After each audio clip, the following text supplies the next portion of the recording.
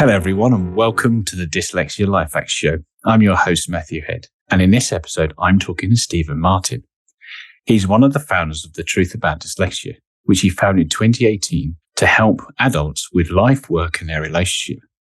He's also a host of the Truth About Dyslexia podcast, where he shares weekly 15-minute episodes sharing tips and his experiences. It's amazing he had over 700,000 downloads. Outside of his work with dyslexia, he's the creative director of Virtual Innovation, where he and his team provide web design, automation, and lead generation. As always, I'll put links to The Truth About Dyslexia, the podcast, and Virtual Innovation in the show notes, which will be available at dyslexialifehacks.com/podcast. Welcome to the show, Stephen. Thank you for having me, Matthew. It's wonderful to be here. No problem at all. As you may have picked up from Steve's accent, he's actually from New Zealand, so we're dealing with a big time zone lag here. But one of the things I wanted to have a start off with is really that you got diagnosed at 9-year-old. I assume you're born and bred in New Zealand. And I'm really curious what being picked up with dyslexia as a young child in New Zealand is like compared to sort of my experience as I got statemented at 6 in the UK. Mate, there's a great story behind this because, being born in New Zealand, I lived here until I was, I want to say 7 or 8. And my father got a contract in Saudi Arabia, of all places. Oh, wow. That's a bit different.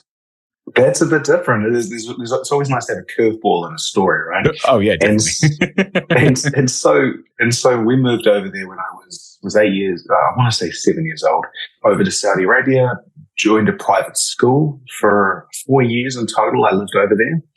And I was lucky enough that I was in a private school that they actually picked up my dyslexia because in New Zealand, they didn't recognize it at government level or across the schooling system until 2007.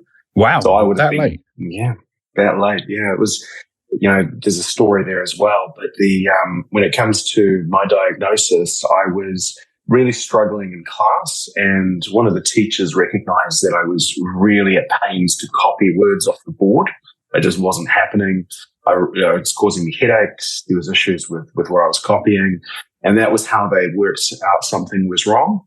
And every year they sent out a dyslexia specialist to the school, and they basically chose the kids they thought had dyslexia, and they diagnosed me.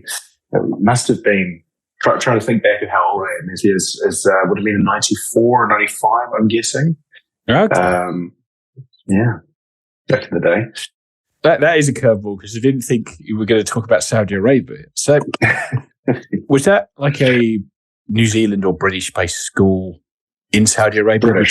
British, right, yes. So they obviously were a bit more turned on to it, which I imagine he's kind of backed off the work that the PDA and people do over here that helps with that kind of in our education system. Now, they're coming once a year. They statement you with dyslexia, then what happened? How did the sort of Saudi Arabian / British education system help you out after that? Oh, great question. So my mum was, a good dyslexic mum, should we say? Like we've all got family members that we relied on, and so when she found out, she went fully into it, and so she actually ended up doing So she was like, I'm going to sort my son out, save my son, help my son. Oh, wow. So she was the constant mother who said, you can do anything. Dyslexia won't hold you back. Don't even think about it. Just carry on. She was that person. But cool. She definitely managed to give me the benefit of printed notes rather than having a copy off the board. That was a huge help at that age. It was a massive, massive step. He also, as I say, went and did a qualification out of the UK to learn how to be a teacher's aide for those with dyslexia. Like she wasn't one to sit and wait and hold back. And in later years, as I've learned more, she definitely fits the dyslexic profile. So, she went 100% full speed in to try and work out how to help. She actually got the qualification. And then kind of fast forward a couple of years, at the age of 12, we moved back to New Zealand. And schooling over here, like, to be blatantly honest, New Zealand took a bit longer to catch up with dyslexia fully. It was known about, but it wasn't something mandated at government level at that point. So when we got back in, we just couldn't, she wasn't even able to help because they didn't recognize it which was really interesting. So she basically, they just didn't have the dyslexic help. She fought really hard at exam time to have a teacher act as a reader-writer. So I would, if you've heard of those, speak out the answers. They would write. And I aced all those exams once I had one of those. So I was very lucky to have a mother that fought really hard for me, and appreciated it massively. Yeah, it's really interesting. As you say, coming back to New Zealand, where they just, and you touched on actually started to become into government in about 2007, which is well after you left school if you got picked up in 94. So, but apart from having the scribes and exams, as you mentioned, which I did at uni and found it really, really helpful, was there anything your mother was doing with you at home to kind of keep you, should we say, up to speed with the rest of the class? Because I imagine English lessons and stuff would have been quite tricky for you if they weren't putting any sort of adjustments in. Yeah, I definitely at high school, I do remember being in what I guess was called in the old days the special English class, where to be blatantly honest, they instead of giving you books to read, they let you watch videos. So it's basically just a visual learning course rather than over reading. So it was like in New Zealand, that was pretty much what it was. Is that you watched a movie, you watched Moby Dick rather than read it. Kind of thing, just as an example. So there was a lot more visual learning.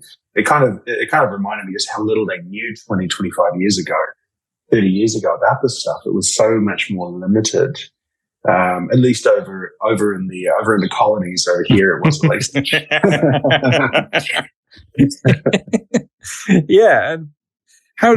Did you go into higher education at all after that, or did you, once you'd done school, that was it, you parked everything and dived into work?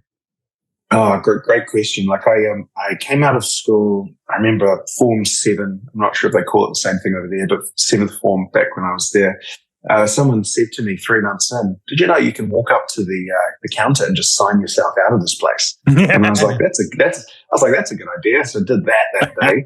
I was just like, this is not working for me. I want to be doing stuff. Like many of us, kinesthetic visual learners. So I wrote it. So basically, I signed myself out. I considered going to do more of a technical course, but instead I got myself into work and started working at an AA driver licensing place. So kind of think the equivalent, we basically issued driver licenses for Kiwis for New Zealanders. Was where I got my first start. Okay. I like the long level critical decision. You can sign yourself up school. I'm there, like within about 3 minutes. So, I was like, I know where the office is. I can sign my name. How did that go down with everybody else? Like you get home from school, what happened today? Well, I finished that. I think by that point, my parents may have realized that was probably my path. It was a little bit more hands-on, should we say. I definitely wasn't engaged in that last year. Like it just was never my thing. Like I always think back, the best thing I learned at school was how to touch type. I found that such a hack, such a hack in my life, is that I could touch type so quickly. My brain, I could kind of keep up with how fast my brain worked by touch typing. And that was, I learned that in 6th form, and I didn't really value it enough until later in life, but it's meant that I can keep up with everything rather than my handwriting. I just take a lot longer, as you can imagine. Yes, yeah. Actually, it's something I've never learned to do, but seen a lot with the touch typing thing, because I'm still very much the one finger kind of look at the keyboard to kind of type. Yeah, that's the one. As long as it works, right? As long as it goes quickly, you're good. But it doesn't. That's the problem. Luckily, I have a job that doesn't involve a lot of typing. That's good. But if dyslexia wasn't really heavily recognised in the school system in New Zealand, and I guess experience with other countries, that if it's recognised in school, sort of my society is normally behind that. So when you got into work, that must have been even less understanding than you had when you were in school. How did you call? Yeah. Well, exactly. Like I was lucky I could write to a certain degree. I wouldn't be writing novels, but when it came to government level, stuff. It was very systematic. I was quite lucky to have a good team. I think I was naturally quite friendly and outgoing at that point. And I had a mother that for the majority of my childhood said, dyslexia doesn't matter, just keep going. And so that's kind of what like my whole life, I just never let it hold me back. And at that early age, especially, that was my mother's way of thinking. She never considered she had it. She had no understanding around the hereditary side of it, or let's just say if she did know, she didn't want to recognize it, should we say. And I'd just been told, you're out of school, it doesn't matter now, keep going harder and harder. And it was more just hard work and energy that got me through that at that point of my life rather than anything else. It was just, I can't be beaten. I'm kind of blind. Let's call it blind faith at that age was the technique. Fair enough.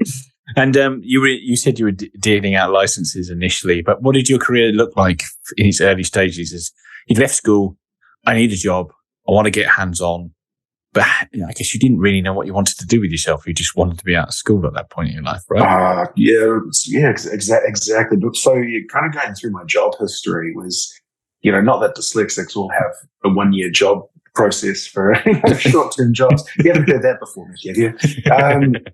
So I remember starting, I had a 2-week job cleaning and I didn't have the attention span for that before I got the AA job working with driver licenses. That didn't work. I had a 2-week job installing car stereos. And I always remember this guy sitting me down after 2 weeks after I'd burned my hand with a soldering iron. Him going, this isn't really the job for you. And so I lost all these other jobs. And then with the AA, I was like, oh, okay. I lasted there a couple of years. I enjoyed it, made some friends. And then I went into a contact center at a bank, which was really interesting. Okay. So that was an intriguing one. I enjoyed talking on the phone more than writing a lot. The benefit of that was it was a lot more reading. I don't have dyscalculia, so I'm actually quite good with numbers. And it kind of worked for a while. And I ended up going through a few admin careers, for a while, but nothing really kept my attention. I always was thinking outside the box. I could always see the bigger picture. I could always see what could be fixed. Yes. And when you're one of the guys on the ground, you don't really get that opportunity, right? You're kind of the foot soldier. And so before I knew it, I was very lucky that I decided to go to, these big 2-3 day events where they have like a hypnotist or a neurolinguistic programming expert, someone who does that. So I went along to a 2-day seminar, and it was the first time I'd ever been to one of these big rah-rah things. And it was amazing. Like, it gave me so much energy. And I met a guy there who we became really good friends, and he ended up helping me get into the world of internet marketing. So he sent me along to an event, and I'm not sure if you've seen this with a lot of your dyslexic guests, but many of us are very good at absorbing information quickly. Just very. So I went along to this event, had never done it before, absorbed it really quickly. Before the end of the 2 days, I was teaching other people how to do it, even though I'd never done it in my life. Not that that's, just mirroring it back to them in a way they could understand and explaining it with metaphors. And from that point, one of the guys in the audience decided he wanted to do this course that was on offer. It was in New Zealand. So in British pounds, it would be about £10,000, this course. As a kid, I had no money, as you can imagine. But he goes, there's something about you. I believe in you. I'm going to put the money down if you do the course. And we'd met each other over 2 days. Wow. So it was quite amazing, quite amazing. And, we went away, did this course, made a little bit of money, but more than anything, learned a huge amount. And from there, my career has really stuck around event management. So I started running those big events. You always learn what you're watching. And then also into the digital marketing realm where I could see websites and get really creative. So I've built a team over that. And what's really interesting about the whole story is that guy who paid for that course is still my business partner today, 16 years later. Wow. And we've got a great relationship. So yeah, and it's kind of how my career progressed. That's really cool. Like, talk about somebody who said something on podcast earlier, whether we should invest in people and their education, and then we get a percentage back off their life. And that's kind of that point, isn't it? With that guy still being your business partner, he's like, I back you, and then he's kind of got his money back, I'm sure, and then some being your business partner. Exactly. And he was an accountant by trade. So, any dyslexic entrepreneur needs someone who keeps them out of jail. Not from doing anything on purpose wrong, but as you can imagine, all the details of the numbers don't really interest me too much. Do you know what I mean? So, like, I do. It kind of was a valuable partnership for both of us. But it's an interesting thing with you saying about dyslexic thinking and your ability to watch these presentations go on and absorb the information. And then you're saying, explaining in metaphors. So using all your visual kind of skills to put it all together. Is that something you knew you had from a young age, or is that something you kind of now retrospectively looking back and knowing what you know about dyslexia now, you're like, that was that? You did right. Like back in the early days, I didn't really understand it, but I'd always been told I had a real skill for taking the complex and explaining it in a simple way with stories and metaphors. Purely, in hindsight, again, it was always the visual mind, the dyslexic mind at work, being able to create meaning and then explain that meaning really quickly. I always remember if I'm throwing a date out, around 12 years ago, I was doing a training for someone on a piece of software. I got around to their house and realized it wasn't the piece of software I thought it was. It was something completely different. And I'd never touched it in my life.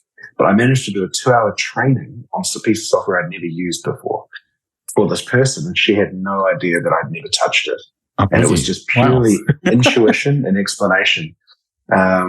It was in hindsight, it was such a great example of how our minds work and how, sometimes when we're put up against it, when we have no other choice, is where we sometimes really succeed and get to that point where you can't go back.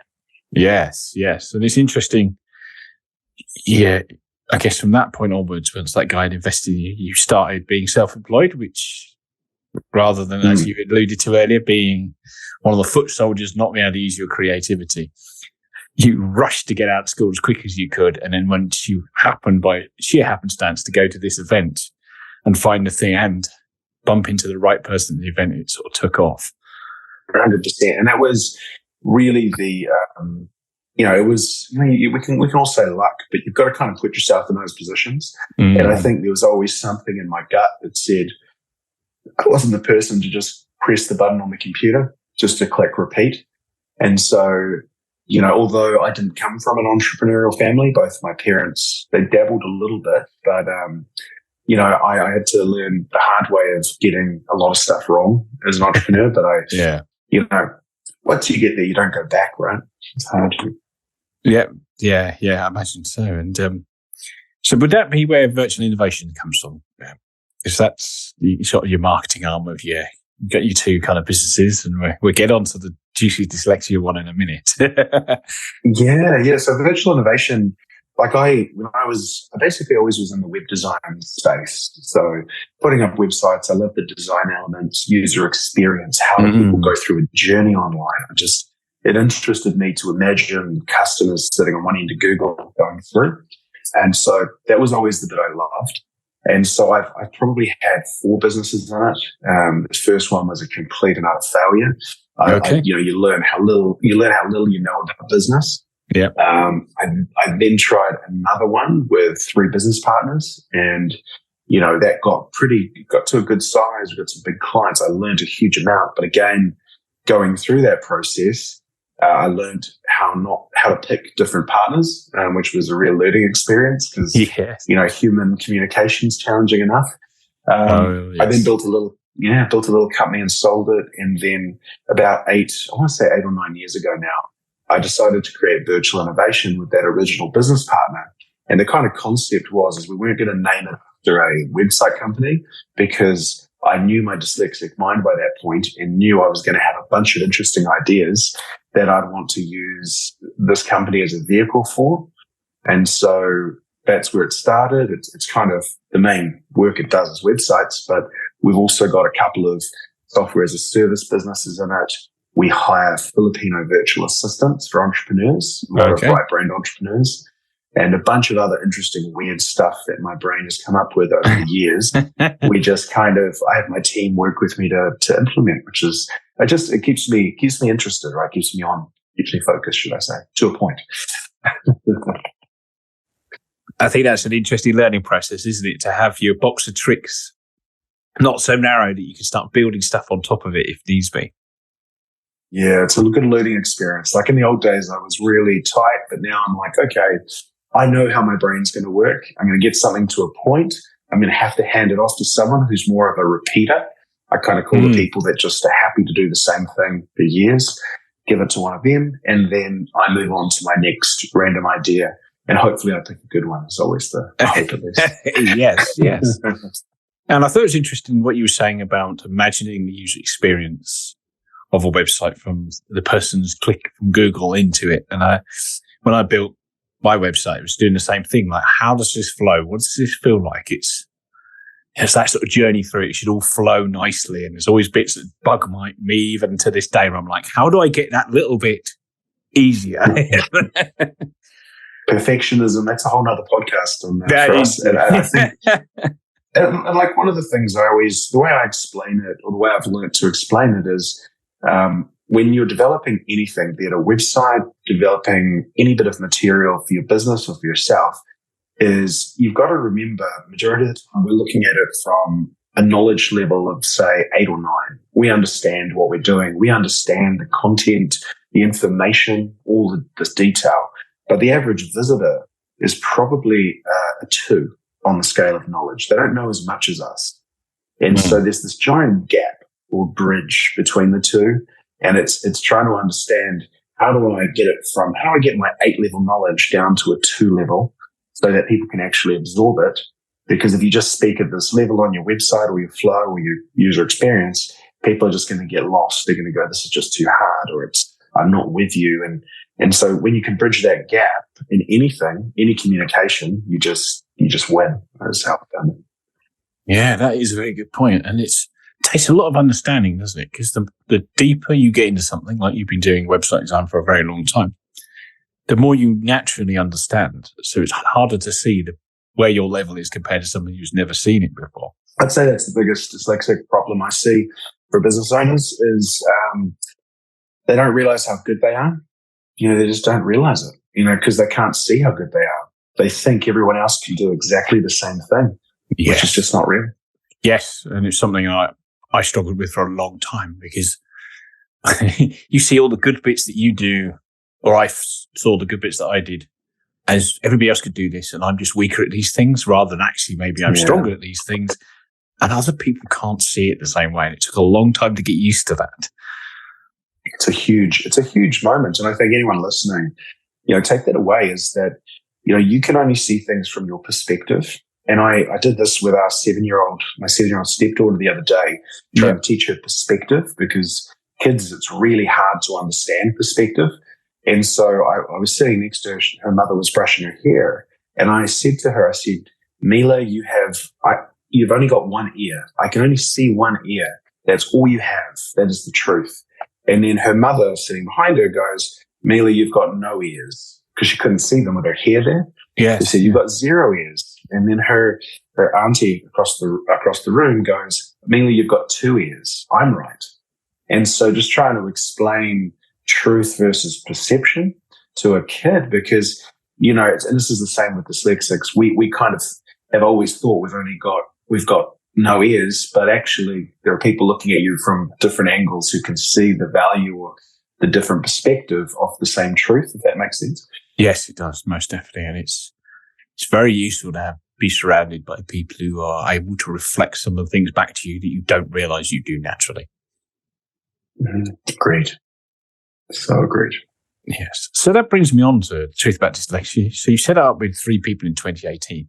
What was I assume the seed behind that was your experience with dyslexia, but what made you think I need to set up a business to do with this? Yeah, good question. So how did it first start? So I first got diagnosed with dyslexia at about 9, around that area. And then as I got older, I was always searching for something. My dad could see it. So he had his eyes on me and said, I was always going to these events or watching self-help videos. I never think I got depressed, but I had anxiety, anxiety of too much work, anxiety of too little work. There was no balance in the middle. It was always running between the two and always looking for this magic pill. I see this as a real thing with dyslexia. You're always looking for tactics or ways out that'll just solve it like that. Yeah. And my mum, for the whole of my life, had said, dyslexia will never hold you back. Don't worry about it. Don't even think about it. Just carry on with your life. And it wasn't until my dad, we were sitting at a pub having a beer, and he kept saying to me, he goes, have you ever thought about digging deeper into dyslexia? And I was like, no, Dad, that doesn't hold me back. And so he said that 4 or 5 more times. We've got thick skulls a lot of the time. And so it finally embedded. And he found a Davis dyslexia practitioner. I'm not sure if you've heard of the practice. I've taken the course. Have you done Life Concepts? Have you done the Life Concepts one? I have not. No. That was the one. I went along. So, long story short, I contacted the lady Vanessa up the road, who was literally, I could have walked there. I didn't, but I could have. And she called me 5 times to remind me to book a session in. She just kept calling me because I was useless. Go, oh yeah, I'll do that another day. A bit of object permanence, and I just forget about it. And so she finally got me in the door, and I was sitting down at her office, which was at her home, and we did a 2-hour session where she went deeper on dyslexia.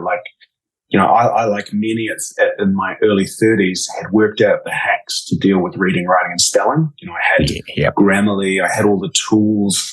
I could get through. I could pass life. I could survive. But she started to talk about what else does dyslexia do beyond reading, writing, and spelling. And that was the bit that really got me thinking.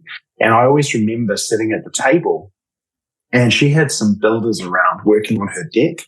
They were upgrading it. And she looked at me while she was talking, and she could see my eyes just flick up to the roof. And she goes, where did you go? And I look at her and I go, what do you mean, where did I go? I'm sitting here. And she goes, where did you go? Like in your head, where did you go? And I said, I could hear your builder banging on the deck. And she goes, in your mind, can you picture that? And I go, yep, I did picture that. And she said to me across the table, so you've never been on my deck. You've never met my builder. You don't know what it looks like. Yet you've created an image in your head. Like that deck could be covered with rubber ducks, yellow rubber ducks for all you know. But you've created from that one sound a memory that's not real. And she said, imagine if half your life was like that. Oh. And I just got goosebumps across my skin. And that was the moment I kind of went, wow, there's more to this thing than I've ever known. And I went on and did the Life Concepts course with her, which is going beyond the reading and writing and spelling. And it works with the concept of dyslexics really struggle to build identity and to find concepts like cause and effect, what non-physical words are. So, for example, we all know what a desk is, or a table, a window. That's physical. We can all agree on it. But when we talk about words like authority, we struggle to define that without a visual. So if you'd have asked me in the old days what authority was, to me, that was a police officer driving down the road. That was my picture, my feeling. Yes. But that's not the right definition, right? That's just a feeling and a visual. And you imagine the same with love, relationships, cause and effect. We really struggle with timelines, all of these things that are beyond reading, writing, and spelling. And this course went deep on each of them to help me understand the concepts, to build a ground layer in myself where I could build a path forward. And that course changed my life. And when I realized how little I knew about dyslexia, I found it kind of my journey to start podcasting about it. I just wanted to share my diary really and just kind of be completely open. I just felt like I wanted to share this. I thought, how did I not know about this? How have I been running in the dark for 10 years thinking it was just reading and writing? and to learn the spatial side, to learn all this other stuff, completely shifted every part of my life. And so that's kind of how it got started, at least. Yes. And I remember I'd listened to the Gift of Dyslexia first, and then got partway through. It was like, this is describing me. I need to find I was emailing somebody at that point when it's still playing on Audible. Did all the modelling up and stuff. It sounds like we did a slightly different course, but yeah, it's amazing. And some of the, getting the concept of time down, did all the modelling, what time is, and all that kind of stuff. And it's amazing, right? When I first did it, I thought, this is way too simple. This is a bit stupid. There's the first thing that goes through your head when you think you can solve everything yourself to a point. And then you get through and you're like, the penny drops and you're just like, wow. Yeah. And even crazy stuff like the balance stuff. I was like, what? No, I'm a tall guy with long limbs. I thought that was just that. There's so much, right? What do you mean? And this is kind of where I got to with, so myself and Vanessa were the two that originally founded Truth About Dyslexia. So Vanessa was the Davis dyslexia practitioner. I really basically just decided one day I'll start a podcast and a Facebook group to help people. And that's kind of where it all kind of kicked off from. And I'm sure for a few months, no one listened. And now it was just me talking into the vacuum, but it definitely helped me out. And then I started getting messages from around the world. And I always remember one I got, which was a lady in America who heard the podcast, and she messaged me and said, I finally feel heard and that someone knows me, because I always thought it was beyond reading and writing. And she literally said she was about to commit suicide and she decided not to because she heard this podcast. And I was like, wow, okay, I'll keep doing the podcast. Yeah. It's pretty powerful, right? So, that one trigger just kept me going for the last 3 or 4 years, or however long it's been going, 5 years. And I just kept going. Yeah, and it's really interesting. And I mean, stories like that, how do you not keep going after that kind of thing? Like it's powerful stuff, isn't it? Yeah. And what happens with the Truth About Dyslexia outside of the podcast? I see there's sort of coaching and other things involved on the website. So explain more what else you do before we sort of get into the podcast. Great question. So I kind of originally we started it back in 2018-ish, when I started the podcast itself. And we kind of tried a bunch of different things. So we created a couple of little courses. I created one called To-Do List Bingo, which is a strategy I use to do to-do lists. That's been very effective. Yeah, so that was a fun one. And we did a couple of videos on YouTube that have had some pretty good feedback over the years. The 7 hidden traits of dyslexia. And we just started trialing a lot of stuff because I had resource at my agency at the time. And we tried a bunch of stuff. And as a business, I ended up doing about 40 different coaching sessions around the world in 2020 when COVID hit. I just gave away coaching for free and just helped a bunch of people in between my spare time around my business. We created as dyslexics do, we created courses, implemented them a couple of times and then got bored. And carried not that happens, right? No, never. And so actually we're in a process at the moment of where Truth About Dyslexia is going to come back fully into my ownership and my control. And then Remarkable Minds, which is the other side of it, which is more the Davis dyslexia practitioner side, and the help working with companies and workplaces is going to separate with Vanessa and Becky, who are amazing. They just want to go down a different path. And I really want to triple down on the work we've done with the Truth About Dyslexia website and its quiz, the podcast, and our support group on Facebook, which is nearly at 3,500 people. So I just want to kind of grow and help where they're a bit more focused on the other side, which is great as well. Okay, that's so. You're splitting the business up. Is it just that you really, really want to focus on, as you say, about the podcast stuff? Does the corporate stuff just not really interest you, or is it just this stuff grabs you so hard that you have to let that go? it's a great question. And I think with anyone in business or any entrepreneur out there, it's especially with dyslexia, we're always watching those shiny objects running around. And they're so beautiful and shiny. And over the years, I've been as guilty as anybody. Something shiny happens, run. Whereas, I guess maybe it's with age, I want to say, experience. I've kind of said to myself, I can't do it all. And, I had to ask myself, what's the bit I value? What's the bit that brings me light? And it's, the podcast and the feedback from it and the support group. And so I've just decided to double down on it. And next year I'm going to touch wood, be producing. I've got an app in the works.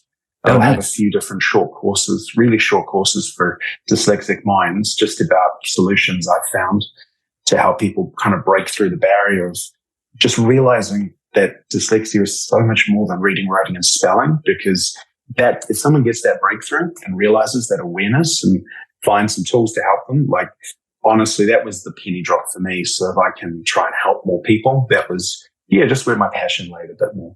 Okay. And your podcast, you tend to do sort of 15 minutes, or I think 7 to 15 minutes as you advertise, sort of bite-sized pieces a week.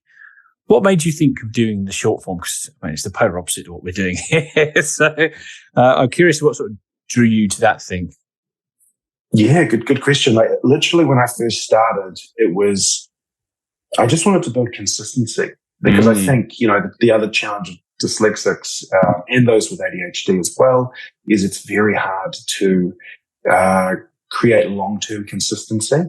And so, or I find it hard at least. Yeah. And so my idea was, how can I turn this into a little diary of myself where, I can podcast, and I've gone from once a week, twice to 3 times and back and forth over the years. But I just wanted something where I could share a thought. So if I had a really clear thought that week, I'd write it down, or a question, and then I'd be able to just speak to it in kind of just what's going through my mind, just complete brain flow. And that kind of always ended up being that 7 to 15 minute range. And people kept coming back and saying, we love the short form. It's easy for us to listen to 4 at a time and just go through them. And if it doesn't work for us, we move to the next one. So that was kind of the decision. And then occasionally I do bigger interviews from time to time, just if it's someone I want to talk to or I get approached. But yeah, it's just been I just really enjoy the process. Like I've tried not to make it this rigid thing I have to do in a certain way. Yeah. Or I know I'll get bored of it. Yes, definitely. And how do you find doing the interviews versus the sort of 15-minute talking to your own microphone kind of thing? Because that's a different skill set. It is a different, I'm pretty chill in the ones I do, similar to yourself. Like I'll just, usually it's just finding out about the person's story and then trying to find some nuggets of gold for the listeners. And so it's usually, I always say at the beginning of the podcast, if, we're probably going to talk over each other at some point. We'll go on different tangents that make no sense. And we just got to enjoy our time, because life's too short, right? Life's too short to create something that you don't want to do. So I want it to be fun for me and for whoever I'm talking to as well. No, that's cool. Now, interestingly, so you've got Truth About Dyslexia as in its website entity, its podcast, and virtual innovation. And you've mentioned quite a few times during the interview how trinkets come up and draw your attention. How do you juggle the 3? Different ways. Like, it's never boring.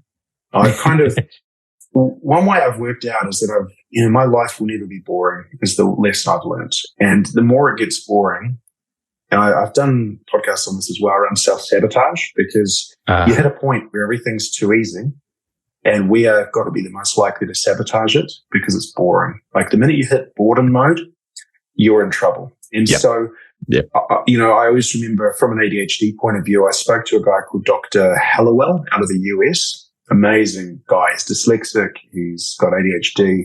Probably, I think, one of the top ADHD researchers in the world. And the one thing he said that to find your happy space, because he writes a lot of books, is he said, you want to find something that's 10% outside your comfort zone. that is our happy place. When we're young, we try and go way out of that. Yeah. It causes pain. But if we can always sit about 10% outside of it, if that's our goal. And for him, writing books is 10% outside his comfort zone. So he does a lot of that. And for me, I need more than I can handle on at any one time to keep me motivated. If I've just got money coming in and life is just easy, I can find myself turning to other stimulants to kind of try and keep my life interesting, like be it going for an extra drink that I need to, or whatever that looks like. So I find work is a good way to keep me interested. And,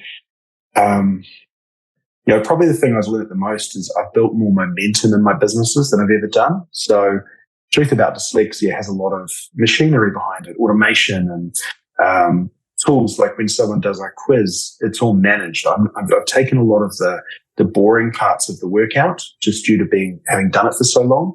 And it's the same with my virtual innovation business and other businesses. So I've made sure that my foundation is solid. And so when I do add something on top, it's not quite as crazy as it used to be, should I say.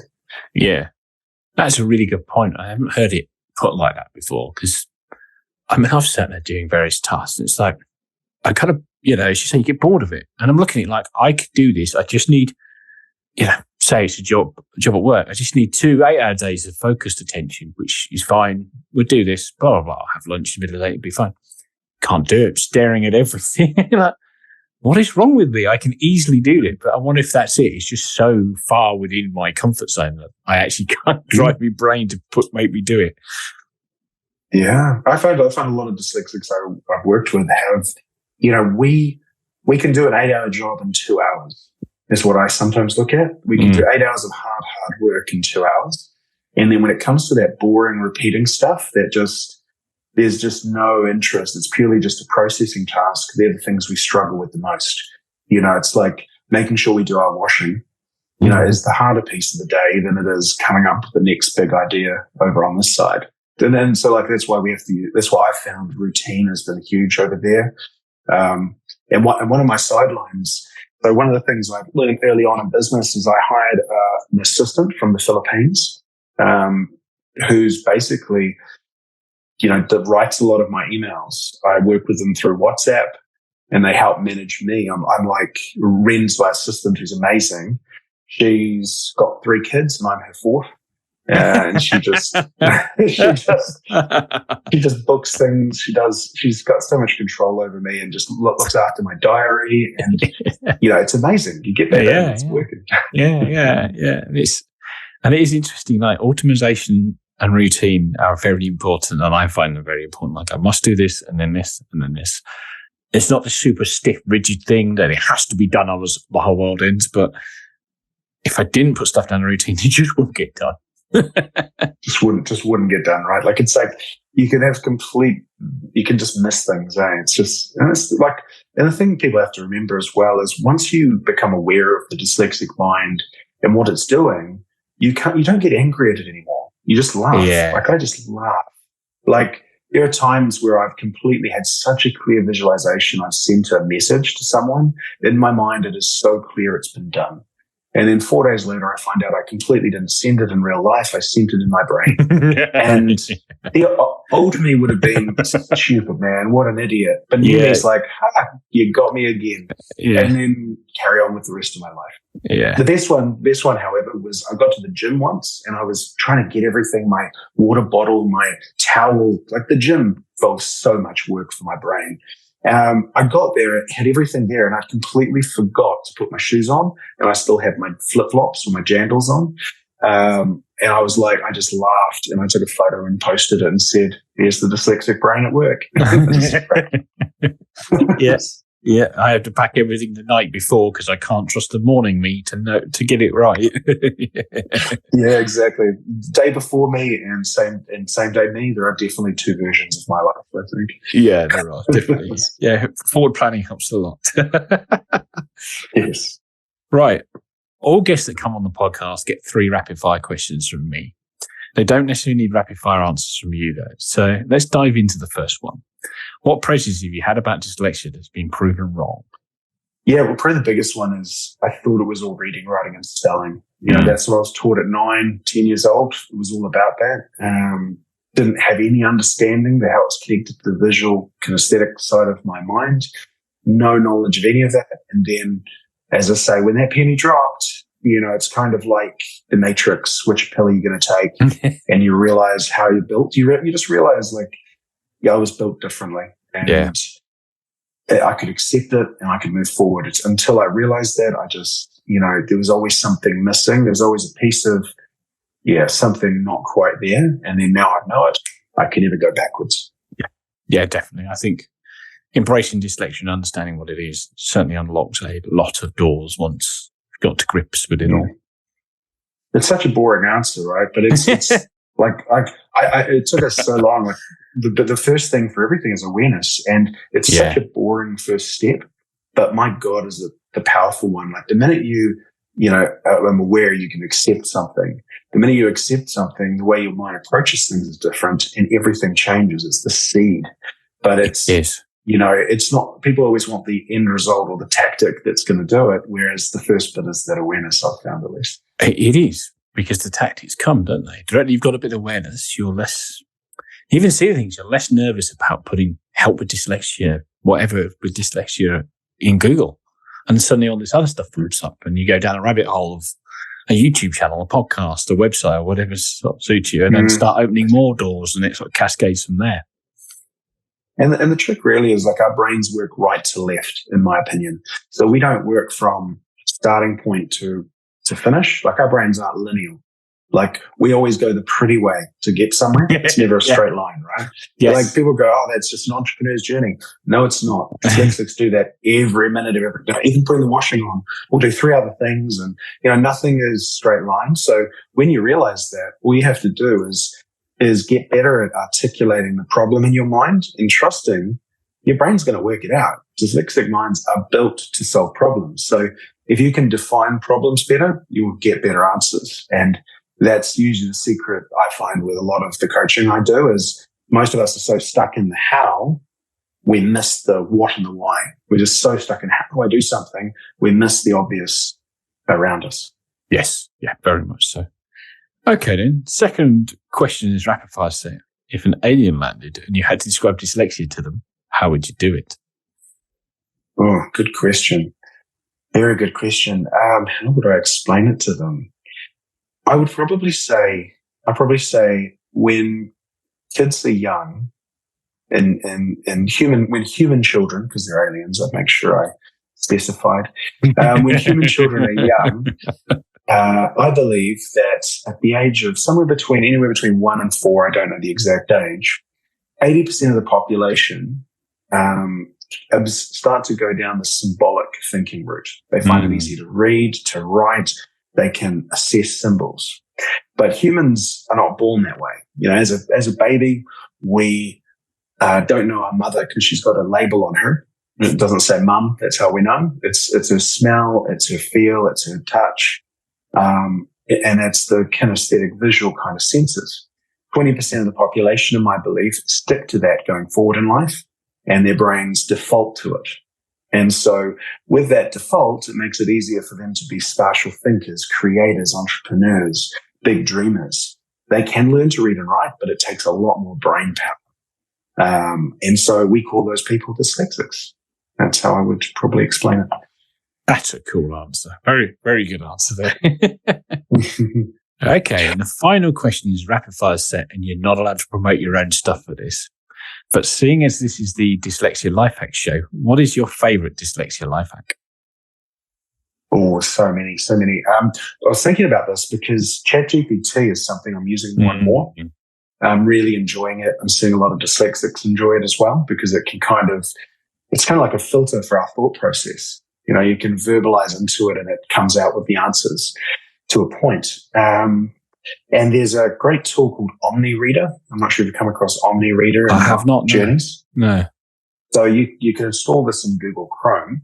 Okay. And it works with pretty much every website to read it out. And it's got when you install it in your browser, it works very well with ChatGPT.